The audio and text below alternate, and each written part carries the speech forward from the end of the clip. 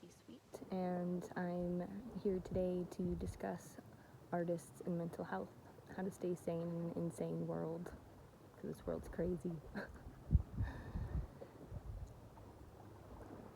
And okay, well, there's a lot to this, I suppose. I'm going to do my best to be as succinct as possible and straight to the point as possible, not getting too involved in a lot of details. I'm putting this project or this video together for a project initiative that I run called Sex in the Art Scene every April in Reno, Nevada, in response to or an honorary of a proclamation that I received in 2013.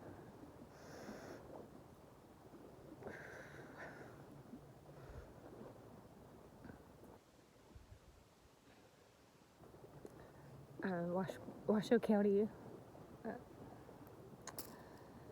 proclaimed April as Sexual Assault Awareness Month because of a performance art piece that I had done for my master's capstone project.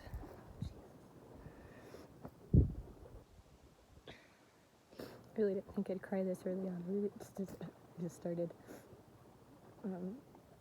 Sorry.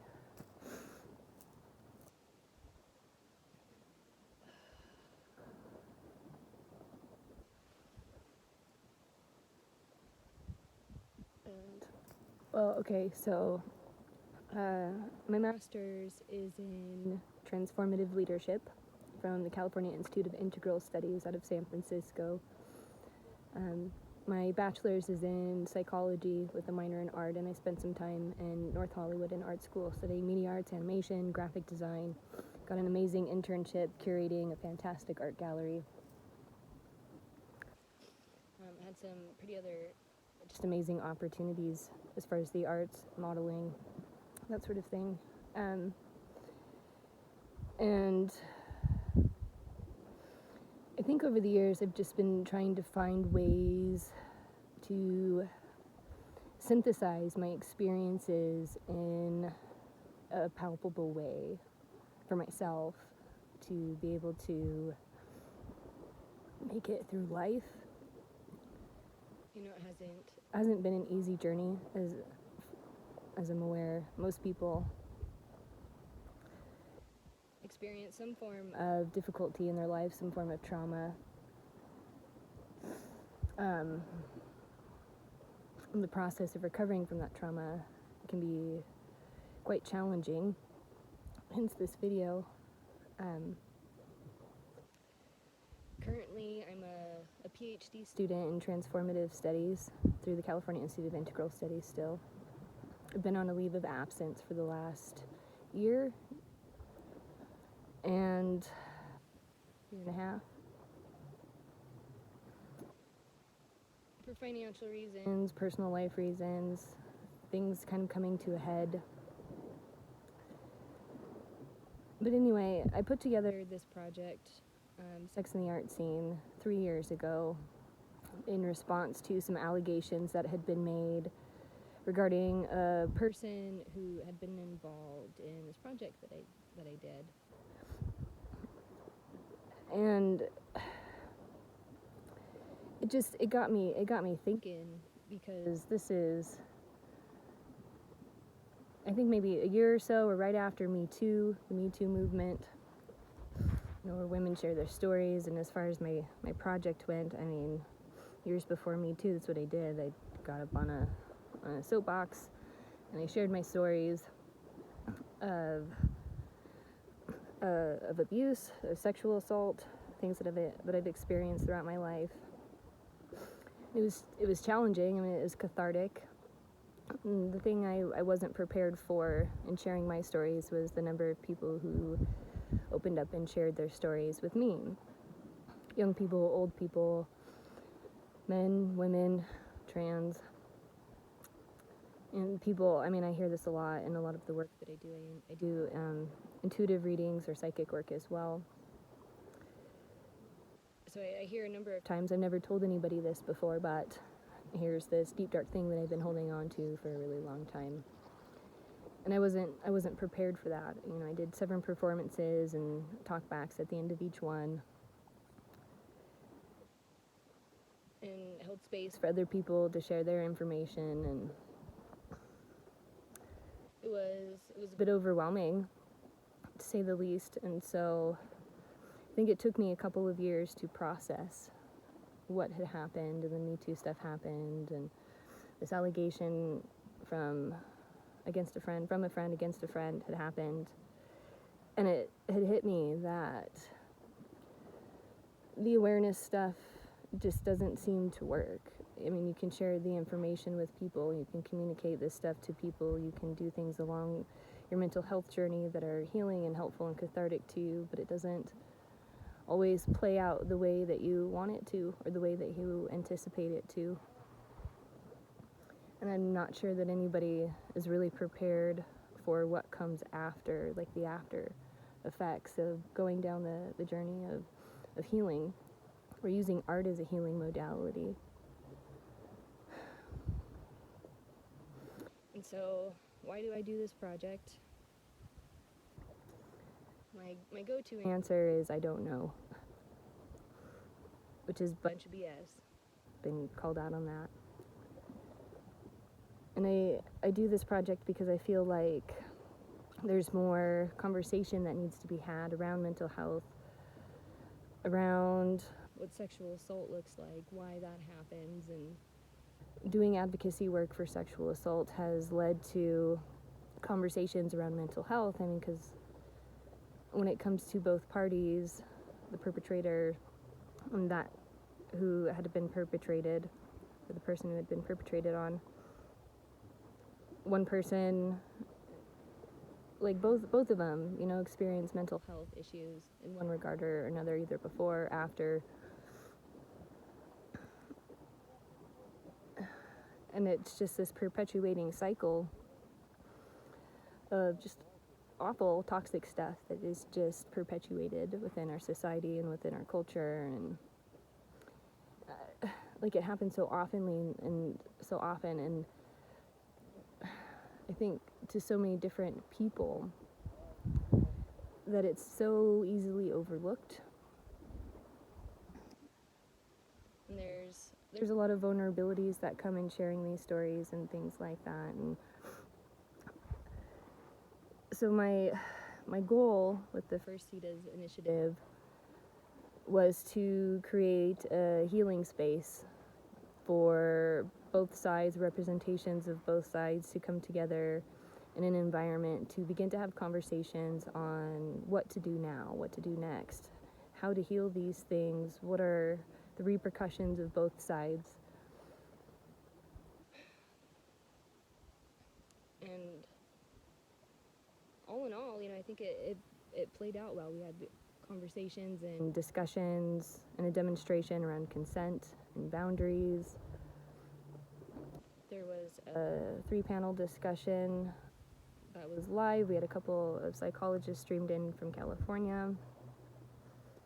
And from the people who attended and participated, I think the energy was forward moving. And so when last year hit for SITAS round 2 and the opportunity to come forward, COVID hit. So I wasn't able to have physical space to continue this initiative.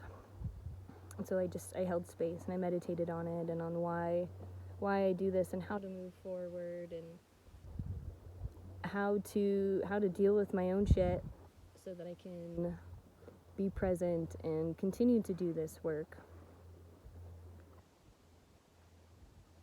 And I've ping-ponged back and forth. Do I do it? Do I not do it? Do I do it? Do I not do it? And I've had conversations with at least 20 different people, different types of artists, representatives from organizations within my local community, arts community, friends, people I've never met before, musicians, and I lump them in with the artists.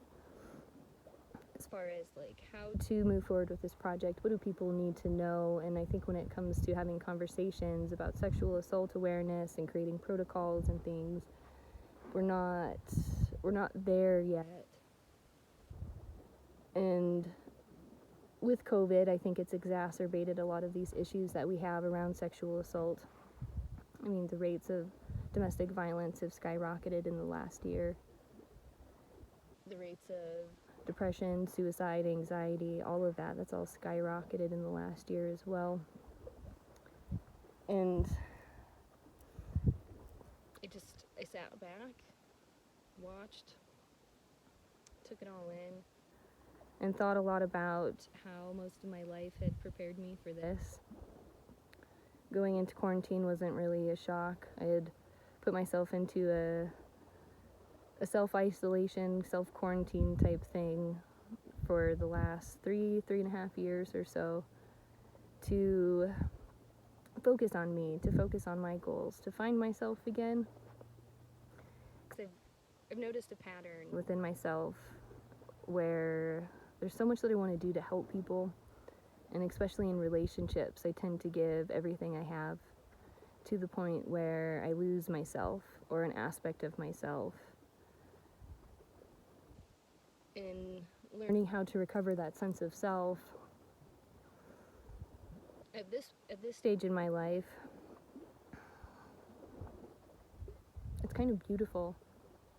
And it's not the first time that I've had to rediscover me or start over, or start from the beginning again, start from a blank slate.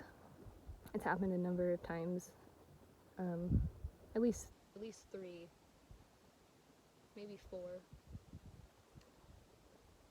And I've always wondered why. I wondered why. And it seems like anytime I try to deviate off my path, my kismet, something always guides me back or steers me back into this direction and points me into this direction to do this work. And so my mental health journey, right, it's looked like a lot of different things over the years. I remember being 10 the first time that I wanted to just not feel anything. And from a lot of the research that I've done and work in self-exploration, understanding myself as a highly sensitive person, a highly sensitive, energetic person, somebody who is easily stimulated through extrasensory or sensory stuff. There's a lot looking back now at my life where a lot of these feelings I had make a lot more sense, or make sense more in terms of energetics or metaphysics, quantum physics, or these ultra dynamic ways of relating with other people, with the world. And at 10, I just remember not feeling seen, safe, secure.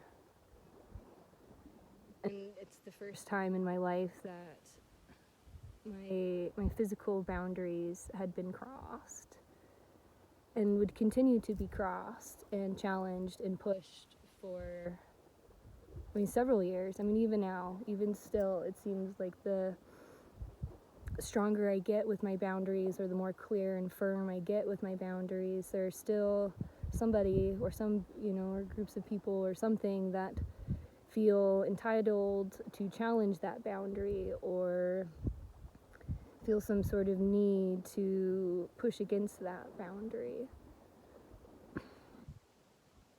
And so I think from 10 to 14, I tried so hard just to be good, or to be perfect, or to not bother people, harm people, irritate people. And it just seemed like no matter how hard I tried to be good, there's still some mirror outside of me somewhere saying, you're not good enough, you're this, you're that, you're mean, you're selfish, you're crazy, you're these stigmatized labels of things. And I think when we hear those things, especially as children, we interpret it, or it's acknowledged as bullying or whatever, and I don't really know that there's an exemption for that. I think there are more people who experience critiques towards their character, perhaps maybe more so than they speak about. But I know by 14, and feeling like I was making the right decisions or connecting with people, again, there was just no safety. There was no security. Friends, neighbors, were breaking into my house or peeping in, or just finding different ways to push those boundaries. And in doing what teenagers do and trying to form relationships and friendships and learn about yourself and all that discovery, it just seemed like no matter what, there was some sort of punishment or something telling me, no, that's not the right way. And so at 14, I had my, how do I want to put it, my first experience in wanting to give up.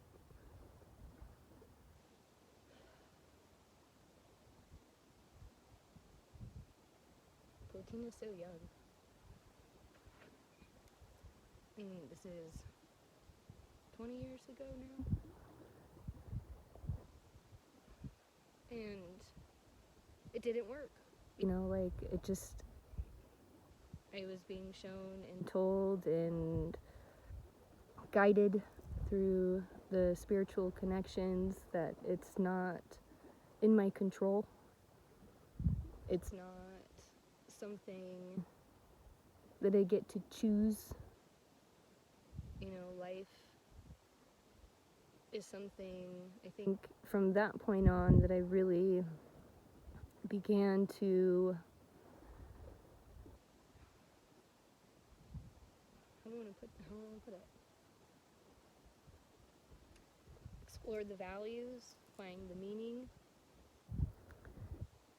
And I remember that my first time going to a psychologist or therapist, counselor. I was 14 and I was told we were going to the store. We pulled up in front of the office and I was told I had to go in. And I fought it. I wasn't ready. I was not prepared. And I just remember,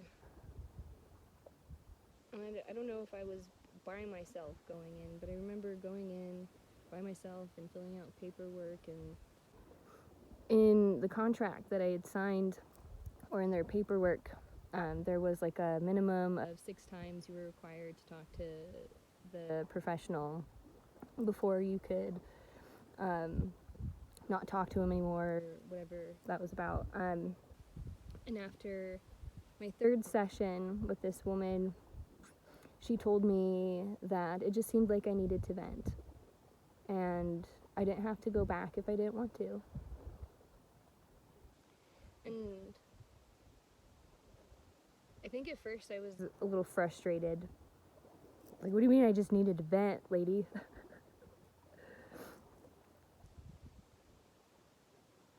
But I was also empowered, because she saw a strength in me and affirmed something in me that it's just venting, like, you're not crazy, there's nothing wrong with you, all these bad things have happened, and I understand that you want to check out, but at 14, I feel like she told me I had my shit together. And it got me really intrigued in psychology. And at that time, I was like, well, this lady's not going to help me, when I'm going to go out and help other people. And she helped me a lot. I just didn't see it at the time. or didn't want to admit it at the time, or just knew that there was more work to do, more work to be done. I was being guided and called to something. I didn't know what it was at that point. And so in high school, I ended up getting into a relationship with an older guy, a statutory rape situation off the bat, and it was a toxic relationship, and one that really took away whatever bit of confidence I had. I had some sense of confidence in myself because I've always been able to find that security in myself. I've spent enough time alone by myself. I'm an only child of a single mom, and she was strict, right? So a lot of my time was spent alone by myself, having to take care of myself and having to take care of the pets and making, helping around the house and having to take on these duties and responsibilities. And so my sophomore year in high school, junior, senior year in high school, I just remember being alone by myself. And I went to a big school. Carson City High School is not a small school. I think there were just over 700 kids in my class, and about half dropped out. I think we graduated with about 400, and it speaks a lot to my community and where I grew up, how I grew up. Small town, northern Nevada, not a lot of resources. We're bottom of the education pile, high teen pregnancy rates, high suicide, high drug rates. I mean, it's just not the most ideal place to live in, but that's debatable, right? I feel like I turned out okay, and there are a lot of people that I went to school with and that I grew up with who are doing amazing things, absolutely incredibly amazing things. It blows my mind. It's so inspiring. But being in this vast school and with all these kids, with all these people, I learned something about myself pretty early on. That it's just hard for me to fit in. Never really fit into a group or a clique or anything like that. I just feel like I just sense so much with people, and I would make a friend from this group, and I would make a friend from that group, make a friend from this group, but, if I were to get all my friends together, they wouldn't get along, sort of a thing, and I've managed to use that skill or that facet of my personality and integrate it into my career in terms of, like, events and networking, that sort of thing. I love it. I love connecting people to people to places. But it was difficult. I mean, it's still difficult. It's still challenging to not really know where I fit. And that stood out to me a lot in graduate school. And I think by grad school, I had done more work. I'll backtrack a little bit so I don't get ahead. So in high school, I got into psychology. I started taking psych classes as a junior in high school and took AP classes and got college credits in high school, which sped up my academics and as far as college went, as far as like being able to access higher level psych classes early on, and so I've been learning this stuff for a really long time. And okay, I guess this is where it starts to get kind of heavy. This is why I chose my peaceful location. Ground myself in. So let's see. In college, or like going into college, even though I pursued psychology, I've always wanted to pursue art. Art has always been a piece of my life. I won my first coloring contest when I was 4. I started journaling at a really young age and just constantly crafted things and made things, and took art classes in high school, a couple in middle school, and just found that It was just something that I was good at. Not the best, not great. Something that I was good at. Something that I really enjoyed or could connect to in different ways, especially through writing. I write a lot.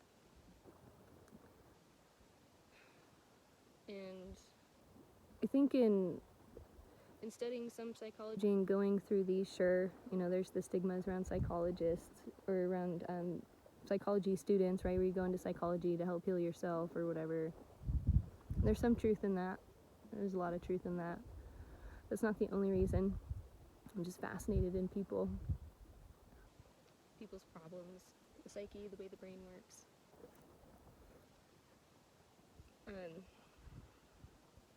I'm avoiding this, I guess. And so, mental health journey. It was a struggle to get through high school. Small town, not a lot of resources, didn't fit in anywhere. Dating somebody outside my age group, so we didn't have a whole lot in common. And I just wanted to get out. I wanted to escape. I wanted to run as far as I could and go as far as I could and just, get out of the box. And so I worked really hard in school. I've always gotten really good grades, made dean's lists, I've received honors, recognitions, grants, scholarships. And I think a lot of that was a means of coping, right? Of putting my energy and my focus into running away from my problems and then putting it into academia. And, putting it into my art when I could. But I really wanted to go to art school. I didn't. I decided to pursue psychology. It seemed like the practical thing to do. It's what my family was guiding me more towards. Because who makes a career out of art, right? A lot of people do. But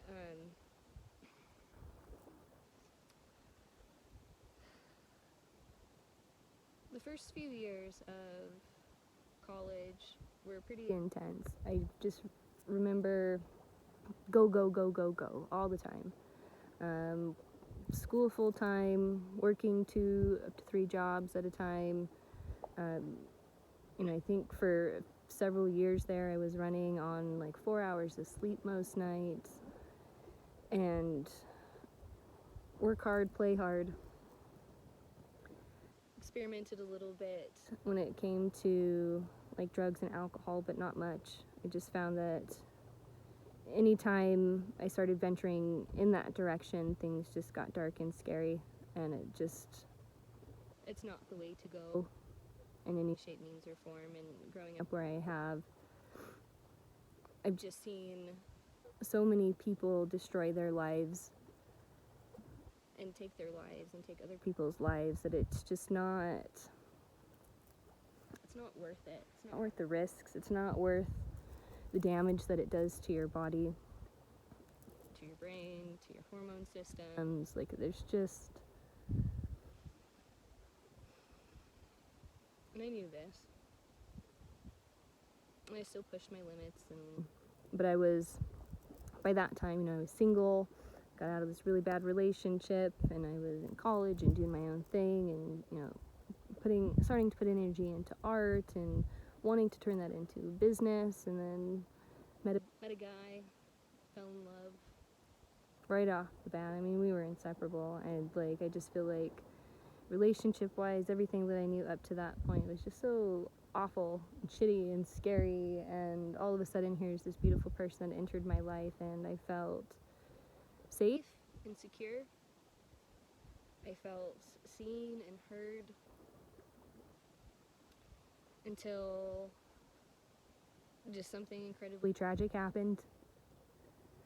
And it's what has guided me and has, I think, set me on this path to do the work that I do.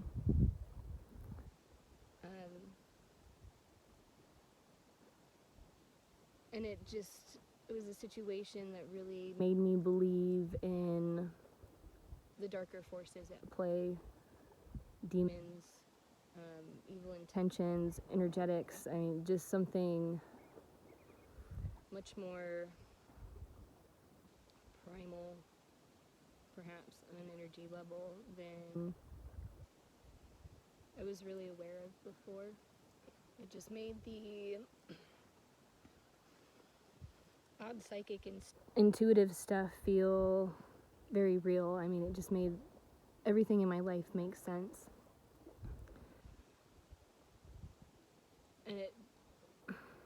And it came to me later kind of as why or how I've, as a soul body, set myself up to go through these experiences. And I remember just being out at Burning Man, being in a space of vulnerability and openness, and somebody had walked into my space, and had come into my space, and wouldn't leave, and wanted to keep pursuing interacting with me. And so I looked around for my security point. And I found him, and I put my own intuition on hold, my own instincts on hold, and put that onto somebody else, and put the responsibility for my safety and well-being on somebody else. And ended up in a situation that was just horrific. It was so dark. And although my partner had the best intentions, I was still left alone. I wasn't protected. I wasn't safe. I wasn't secure. And so all of that safety and security that I had finally found and discovered, right out the window.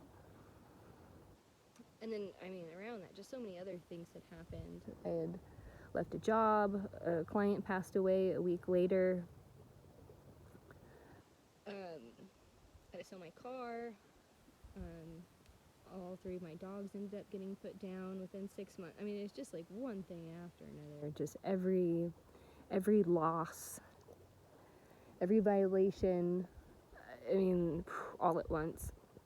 And I just remember being in shock for a couple of months. You know, we picked up everything. I left my psych degree and I decided to go pursue art school and go move to Hollywood and follow the boy and follow my dreams. It's what I've always wanted to do. And before I left, I was just hit with this catalyzing event that completely rocked my world.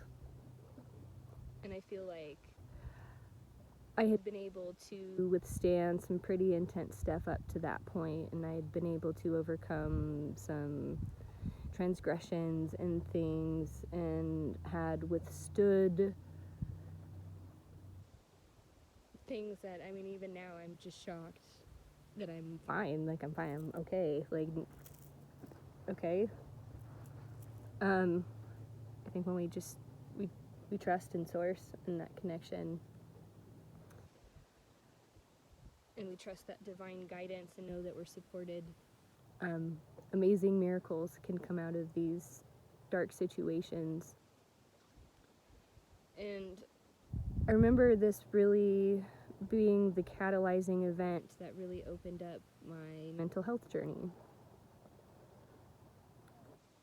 And I think, you know, I'd done a lot of work up to that point to try to value life and appreciate life. But at that point on, I got it. I really understood just how much I wanted to live and thrive and be happy. And it just took so much work and so much time. And I realized, you know, a year into going into school with all the other things, like, things just weren't lining up, although I had found the guidance and support and tools that I needed to, and the experience to give me the qualifications to show up and do this kind of work, you know, so there's no regrets.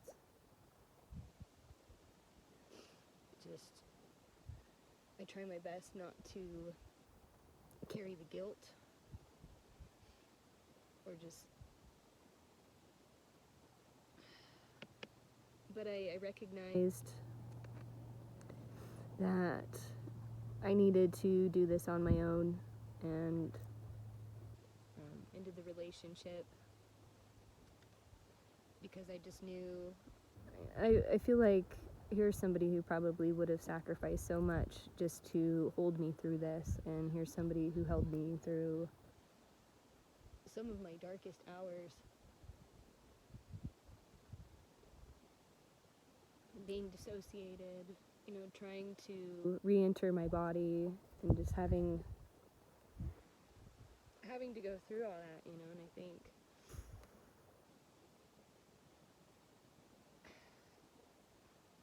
he's just such a beautiful spirit. I just knew that maybe this is what it took for him to dive into his own art and his own creativity and dedicate his life to that, because I think a big part of the artist and mental health component of it is learning how to break through those insecurities and those self-doubts to dedicate and commit your life to your work, despite all the naysayers and the haters and the stigmas and the cultural pushes to be somebody you're not.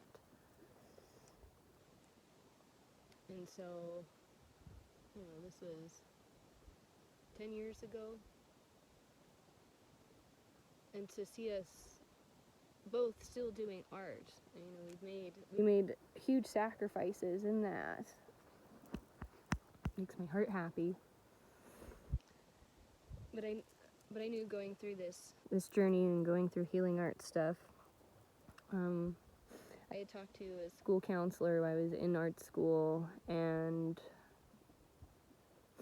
they're just, she wasn't the right one. The information was too heavy, but she steered me in the direction of an organization in Los Angeles, and I apologize, I don't remember the name of it, who were just, they were phenomenal. And I got to work with a Gestalt therapist who, for a very brief time before I had to come back and move back home. But within, I think, the 1 or 2 sessions that I got with her, again, I just got validation for my experiences, and having talked about where I had gone through, and having this person point out to me, this is neglect, this is abuse, this is not okay for people to treat you this way, this is the experience of, or this is, the name to the experience you had. And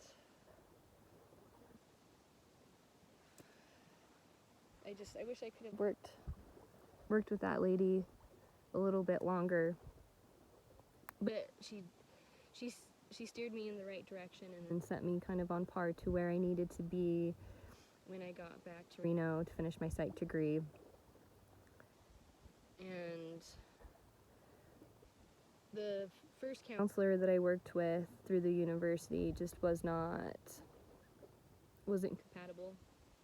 Again, no way of relating to any of my experiences, or just not being able to keep up with me, I guess, at that point. Because I think when you go through so many challenging things in life, in therapy sessions especially, and trying to convey who you are to this stranger and having to go through your timeline of experiences, right, it's overwhelming and daunting, and it can bring up a lot of things that perhaps you don't want to go through again. And if somebody doesn't understand or doesn't get it right away, it's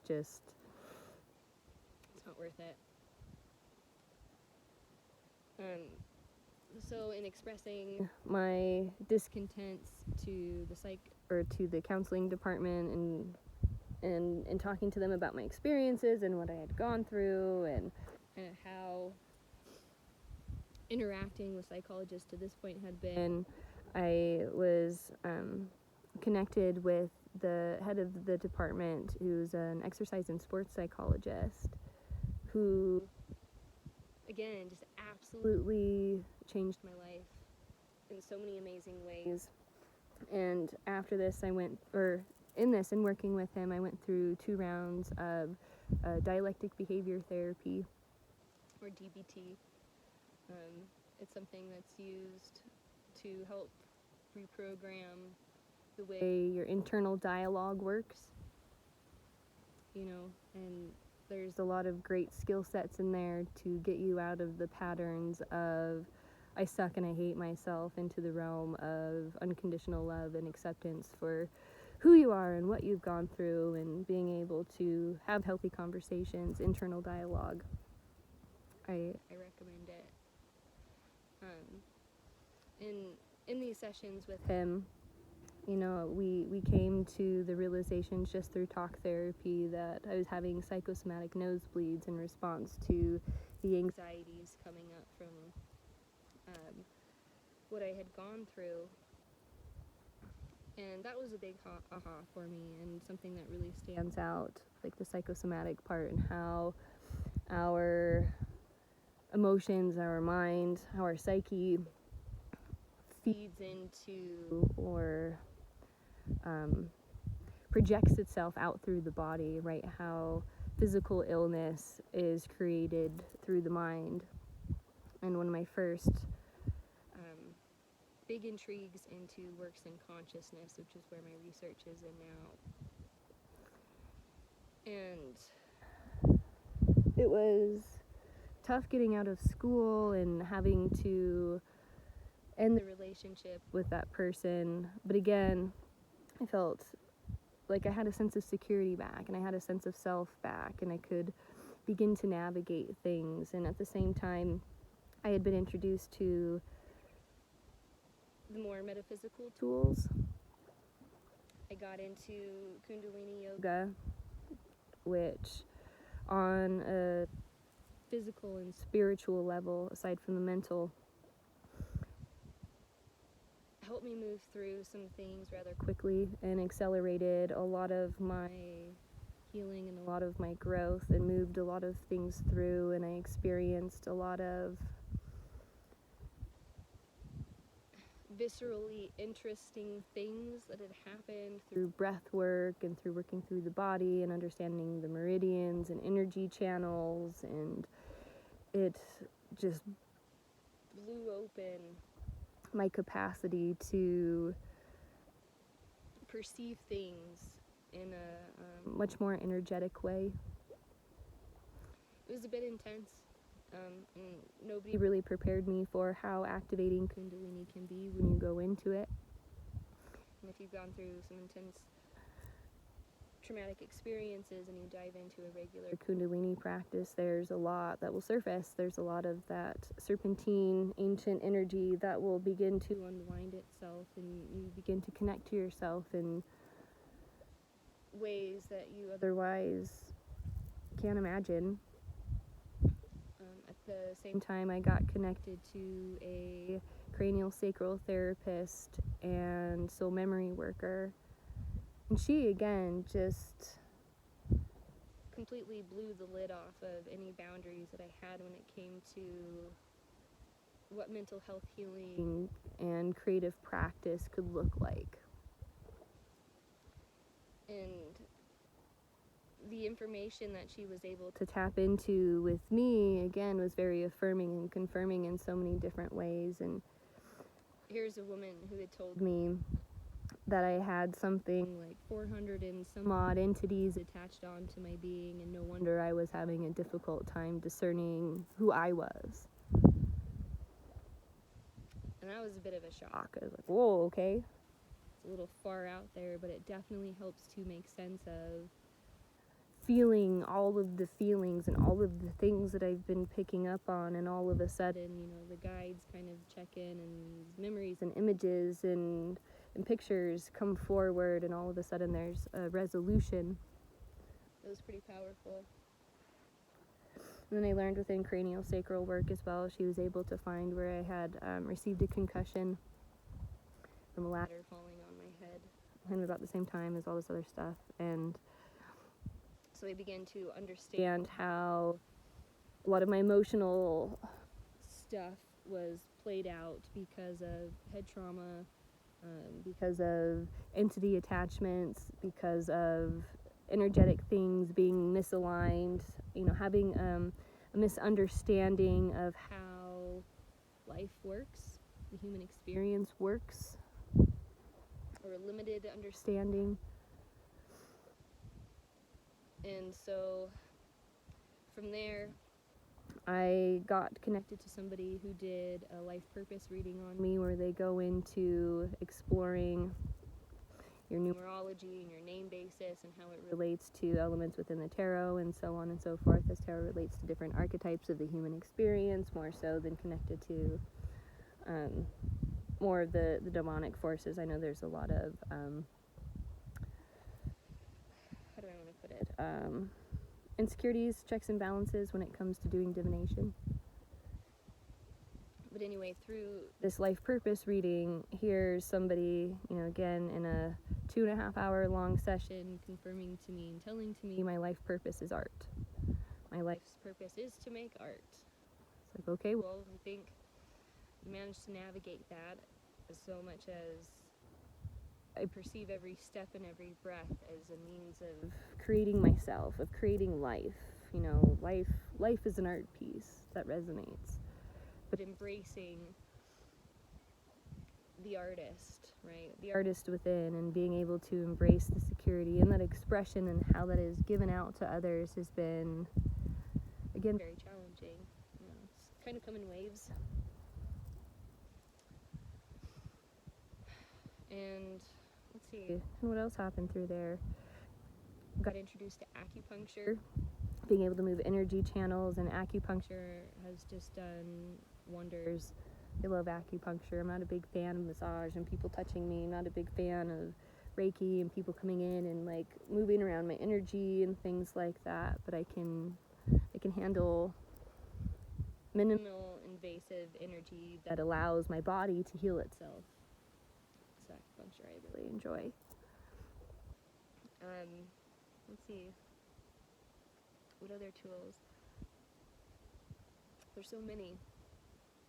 Acceptance and commitment training, ACT, got involved with some of that, right? And learning how to build groups and accept and commit to things in life, to projects, whatever in general. And again, there's a lot of neuro-linguistic programming, I think, that goes into that, or emphasis in regards to language. Okay, so then now we hit grad school, and by then I had felt pretty gosh darn secure in myself, because at that point, that's all I had. Managed to buy a cheap car. I didn't really have much interaction with my family, and I was just very centered and focused on like making me better, making myself feel better, making myself a good person, making myself feel worthy enough to show up in society and to do the work and to, feel valued. And I think that realm of learning to self-love is really tricky, again, because we have the term the narcissist, right, that gets thrown around. And so if you put any, especially as a woman, if you put any of your focus on yourself, or if you like exude any confidence in a certain way or something like that, then all of a sudden, if you don't fit into the box, people begin slapping labels onto things that they don't really understand. And like these labels that people put out there and attach onto other people based on their own fears and insecurities, I mean, it's harmful and it's just irresponsible. Like if you're not licensed to diagnose, you shouldn't be labeling. But anyway, I found in grad school I was given this amazing opportunity to integrate and synthesize everything I had gone through in my life into something meaningful, into something that could heal me, and then something that would hopefully heal the community. And so I chose to do performance art piece on things related to sexual violence, because in a program of transformative leadership when you're the youngest and when you're an artist and you show up in a tutu, like, what else do you do? I'd applied for a program in art therapy and I didn't get in. I was denied. They had told me because my interests were too diverse. And it's so true. My interests go far beyond art as therapy. Although I've used art as a therapeutic tool in my practice, not only with myself, but with clients and students. I always emphasize the healing aspect of it and the conscious power of the creative process kind of everywhere I go, because it's important. And it just, the project got bigger, faster than I had anticipated or really wanted it to. And because it was so vulnerable and so much had come forward, I ended up going on disability through the school partway through my last year of my program, to give myself the time and the space to be able to process the information without having to pressure myself with the structure of an academic or without the structure of a system defining the way that I'm supposed to do something.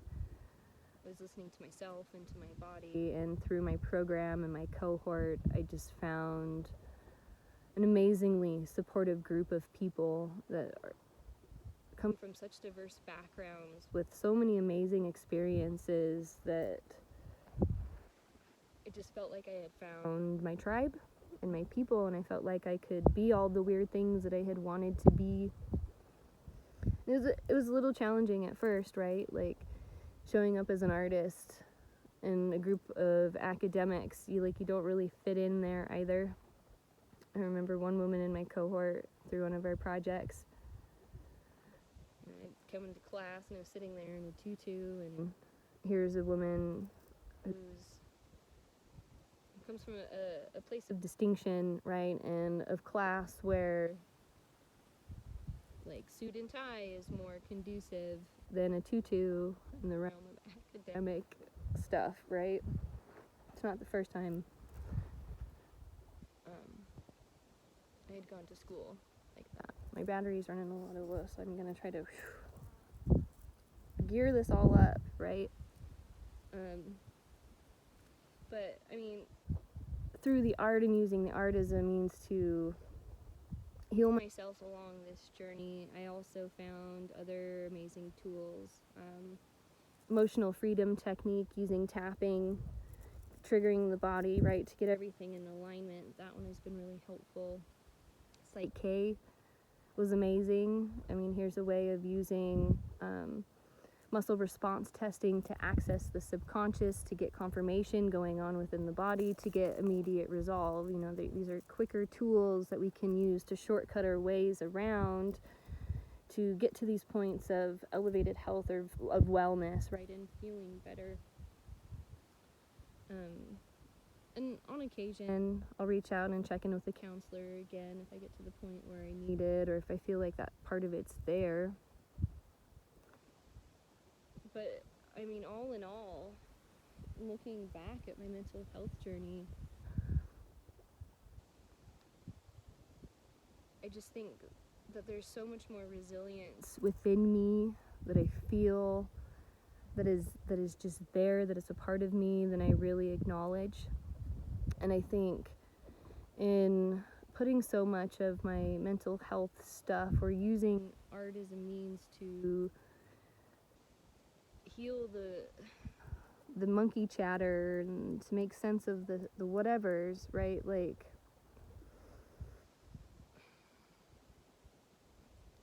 Just interesting things have happened. I mean, this isn't the first time that I've used an artistic platform to talk about something difficult.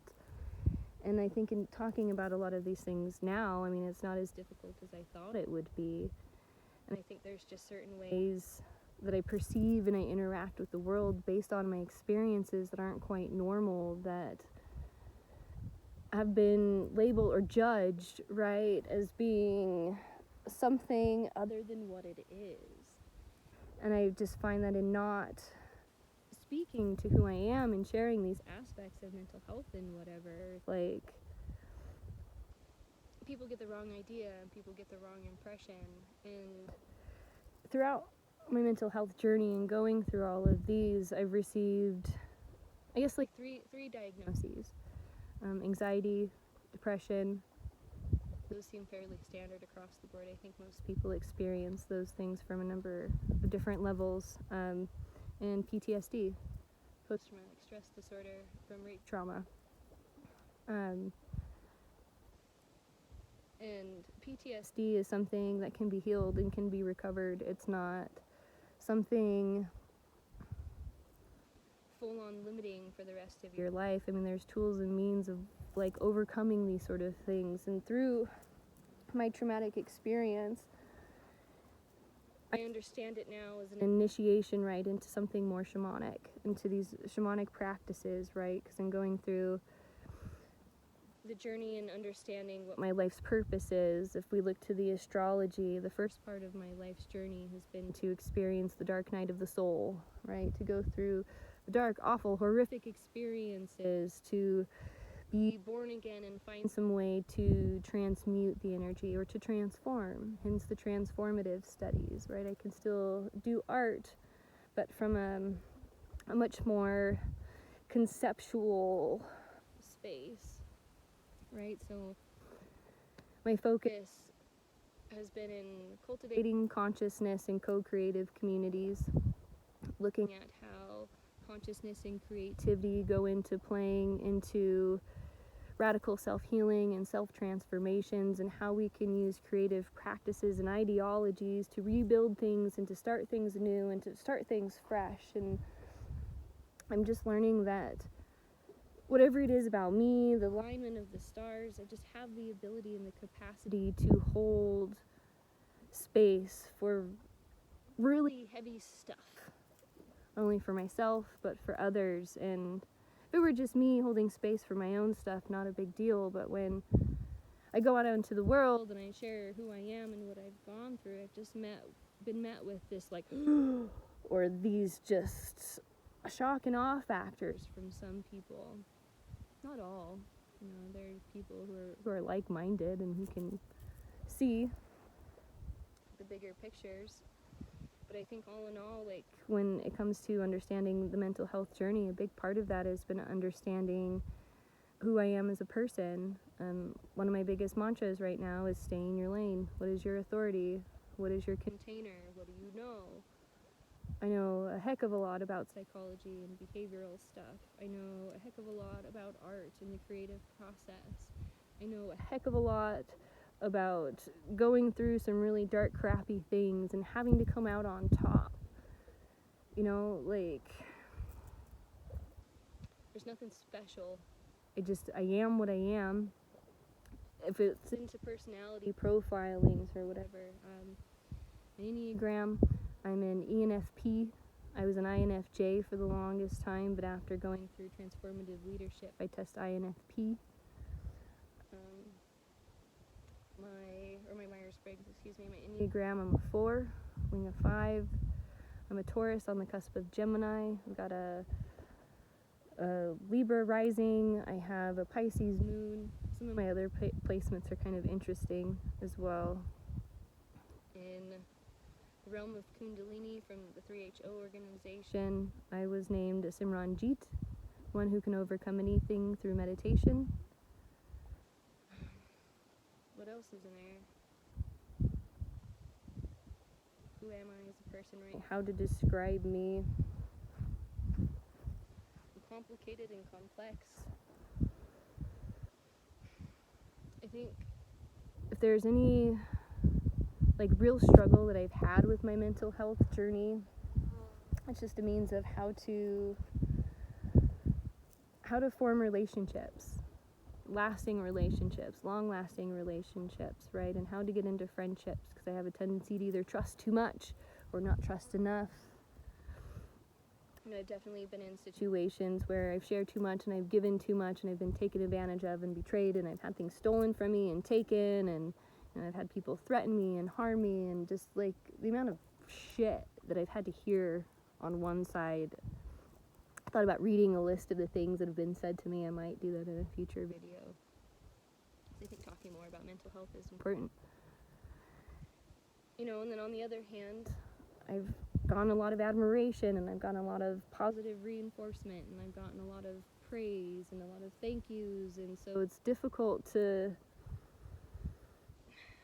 know where you are in the midst of that, you know, like through all of my journeys and all of these experiences, and trying to figure out how to integrate myself into society as a person.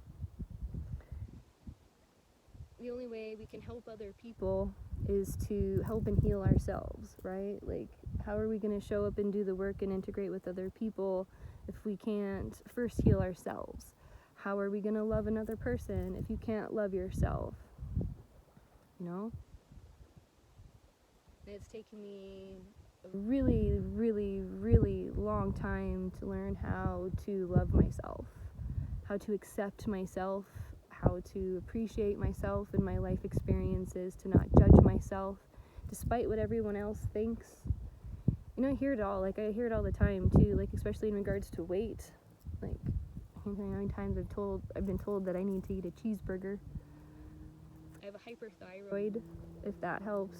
It helps to explain a lot of my anxiety as well. And from my understanding, through all the, like, stuff that I've gone through, if all I have is a hyperthyroid, I mean, that's doing pretty gosh darn good. And so I understand that a hyperthyroid is an autoimmune response to external stresses and traumas and things like that. And so just over the last 3 years, right, that I've decided that I'm going to put me first. I'm going to do my work, make sure that I've got my ground covered, right, before I give that energy away to somebody else, to somebody else's projects. I'm going to give all that attention and that love to me, right? I'm at a precipice. I'm seeing a lot of great things happen, but I definitely feel challenged. Feel like there are people who are threatened or whatever, and all I can do is show up and be as humble as I can, be as honest as I can, as straightforward as I can. You know, I'm not a perfect person. I'm not always the easiest person to get along with, and I've just learned over the years that, like, especially when it comes to connecting to others, like, the last thing people really want to hear or really want to get involved with is any of your problems or your life dramas or any of those things. And it's just, I feel like a lot of people, myself included, have gone to friends or whatever and have just vented, right? Because there's so much stigma around mental health or seeking professional help, or there's just limitations within the realms of professionalism, or like professional mental health stuff, which makes it difficult for people to access at times. And right now, more than anything, I think people need to heal themselves, heal their ancestral lines, like focus on like self-love and self-compassion, but not the narcissistic, materialistic, ego-driven, I'm better than you stuff. You know, no crab bucket mentality stuff. And like growing up in a small town where I have, like, there's just, in trying to find these resources and having to discover these resources, like, I had to sacrifice a lot. I've had to sacrifice a lot of physical, material securities to find that internal security of self, you know, to find that piece of me that can withstand the judgments and intensities of others, right? To know my own truth. And it's been difficult. I do my best to eat well, to do the meditation, to get the exercise, right? But there's limitations. I think one of my biggest, I'm going to put it, aha moments maybe with mental health stuff too is in becoming a mother. And my son now is 5, and I finally feel like myself again, right? After having gone through getting pregnant and giving birth and being a new mom and having my son with me all the time, working from home, working with him, and then having to work with others or whatever, like, I just feel like over the last few years I just haven't been myself. I lost myself in a relationship that didn't pay out, or didn't, it's not the right way to put it, that didn't provide what it promised. And I just found that, especially after becoming a new mom, like, the label shifted, the interpretation shifted, you know, I was no longer Kelsey, you know, I was Axe's mom.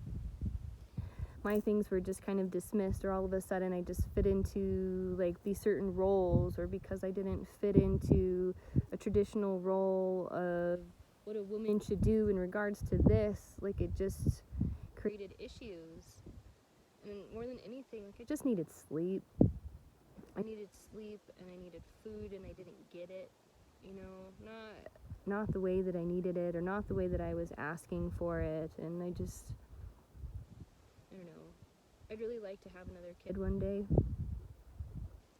And I think in order to get to that point in my life, I understand what needs to be done, and what standards I need to have in place for myself, and what boundaries I really need to hold on to. And I think my biggest lesson within the last couple of years is just to not settle, and to don't settle for less, don't settle for whatever. And it's just, I've gone through so much crap in my life when it comes to relationships, that it's just, if I see any of these same patterns, or if I see any of this stuff or whatever, like, it's not what I want. It's not what I want to get involved with, you know. It's work that I feel like I've already done. And so I just want to hold out for the best, pray for the best, find a way to connect more to myself, to be a better person for myself, to be a better friend, to get all of my shit in check, you know, to work through my own stuff, so that as I emerge from my cocoon, as I step into my powers, I step into my truth and my line of work and the stuff that I do, that I'm present, and that I'm here, and that it's from this space of cultivated consciousness, of co-creative consciousness, of creative consciousness, instead of something destructive. I spent so much of my life just trying to destroy myself, or destroy this ego, or this idea of what other people thought I was, that when I finally had the bottom out experience and learning of just how valuable I was, right? Like, saying it out loud feels weird, right? Like, really getting through this imposter syndrome stuff is tricky. You know, I'm a PhD student, and I just sometimes feel like I'm in kindergarten, or I just feel like I'm somewhere I shouldn't be, or I'm afraid to speak. And I've been meditating on this one for years, on confidence for years. I tried hypnotherapy. One variation of hypnotherapy worked, another variation of hypnotherapy just effed everything up. And I had a horrible, awful experience with it. And it's just, make sure you trust your healers.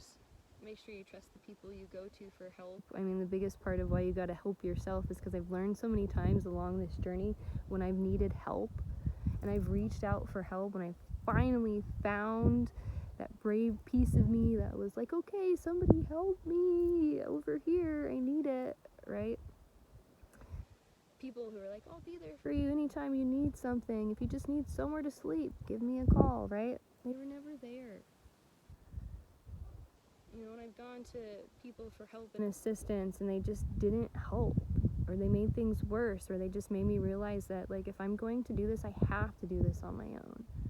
But in having to do this on my own, that also means having to find and connect to the right people who can help and assist and who can help me find the tools. We're gregarious. See, it all just kind of plays into this hodgepodge of whatever, like, oh, if you can't do it yourself and you have to get help from somebody else, something's wrong with you, or you're crazy, or like, oh, you have rape trauma and therefore you're crazy, or like, you're a psychologist so you're crazy, or you're an artist so you're crazy, or you're a woman so you're crazy. Like, it just, the look of me, whatever this is, just fits into this lump of all of these stereotypes, and it's just not who I am,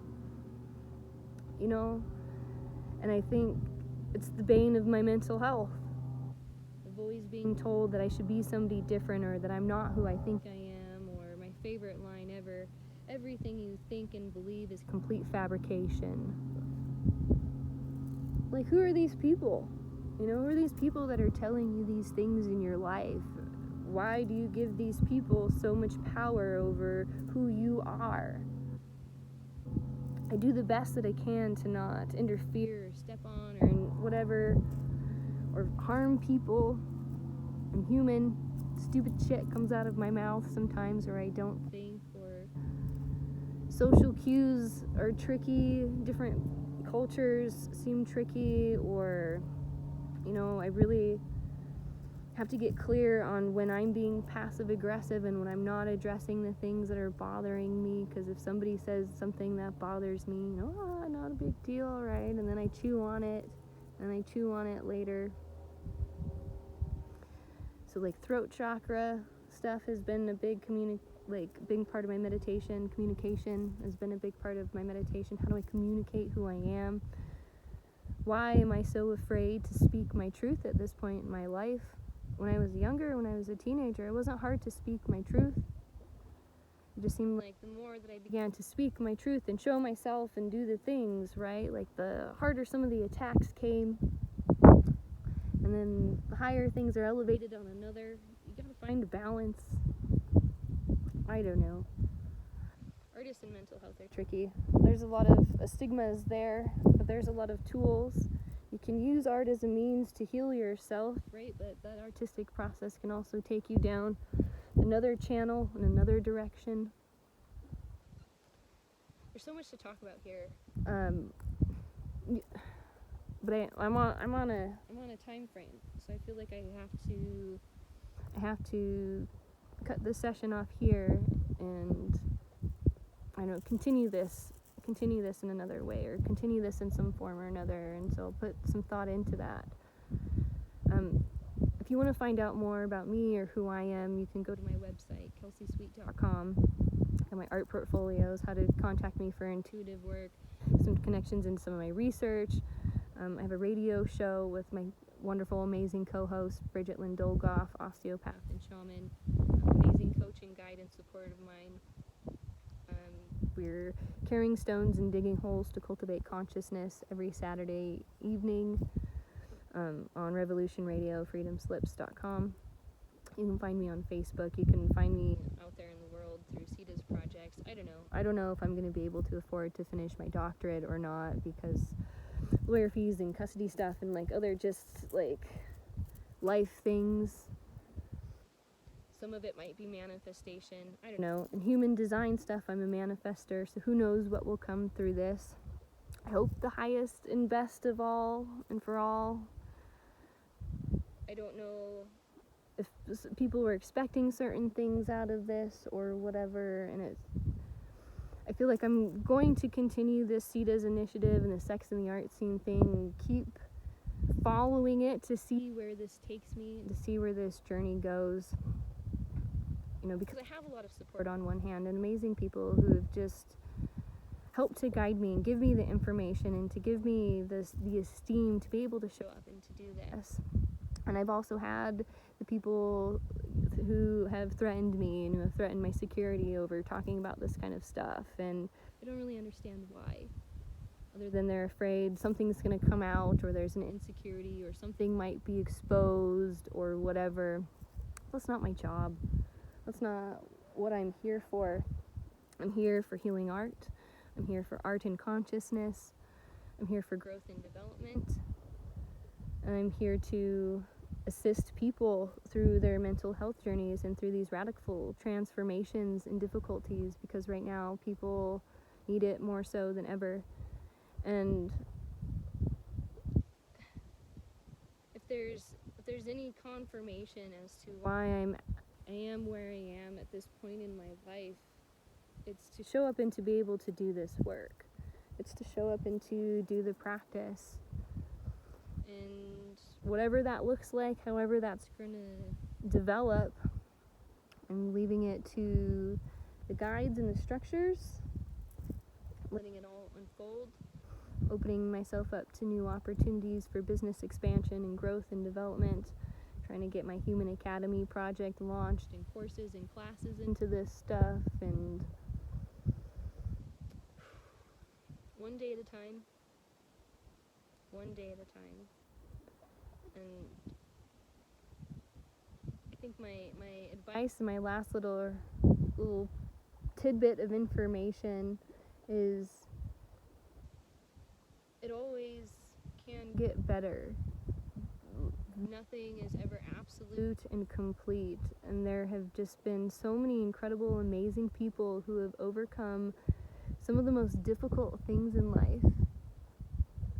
And there should be no excuse to devalue yourself, to not just contribute to the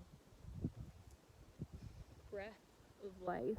Like trees, they breathe, right? We're put on this earth for a reason and for a purpose, and we can't always direct and control where that wants to go. And for those people who do get sucked into those lost voids, and for people who get absorbed and consumed by the entities and the darkness,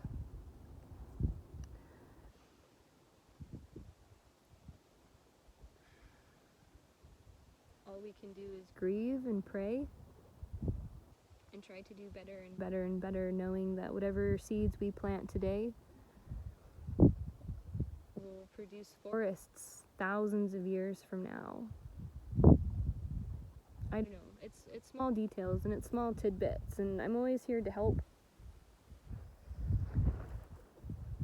And so thank you for listening, thank you for the support in this, and for the people who contributed financial support to my project in this. I raised for myself almost $700 for this project, and I'm grateful and I'm humbled. I feel very vulnerable, but I don't feel afraid. You know, I feel okay. I feel great. I feel in love with life and with the little things around it, and I just want to share beauty and find a way to connect with people in a healthy way, you know. And I just pray that the forces that are working against me and anything that might not have my highest good or might have any ill will towards me, that all of that is reflected away from me, so that I can continue to move forward and show up and do the work. Because I can be here in my space, I can be in my hermit mode with my light on. I know and I trust that when people are ready to find me, they will. And I will continue to trust that when I show up and do the work, that the right people and the right opportunity will show up when they're meant to.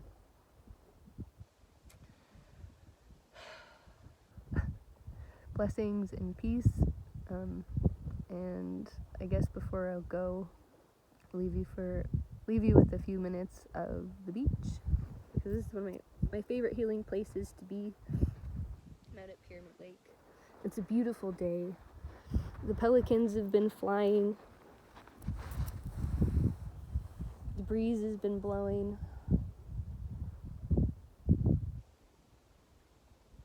just want to take a moment to say thank you to my supporters and my family, my friends, and my guides.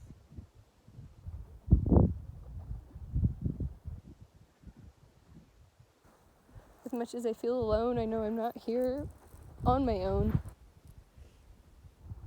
You know? And the mental health journey, like, it doesn't end.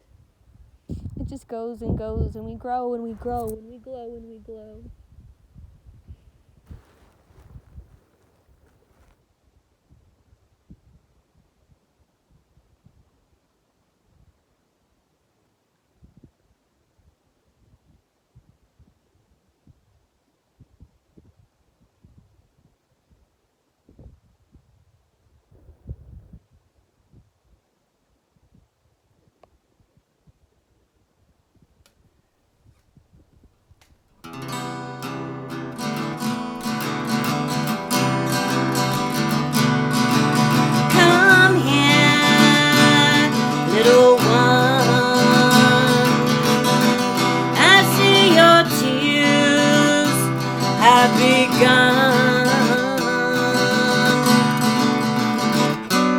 I'll be your friend through the night. Tell me why, let's dry your eyes.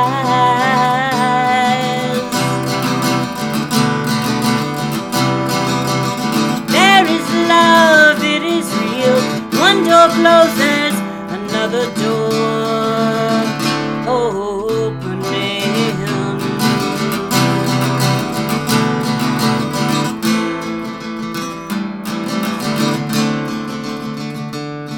Come near, little one. I am sorry for what's been done. You can tell me anything. I'll hold your secret close and deep.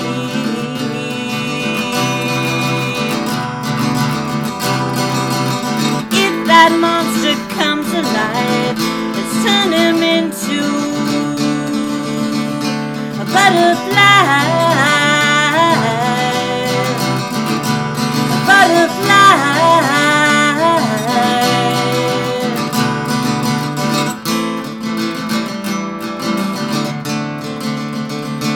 Little one, you have always been beautiful. Shame and sadness gonna melt away when you let your heart be seen.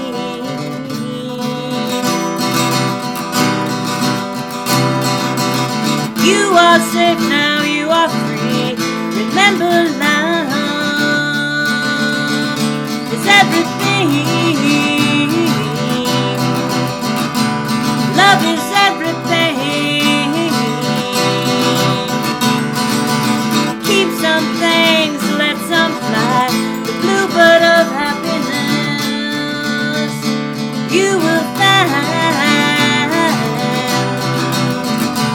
You will find there is love, it is real. One door closes, another door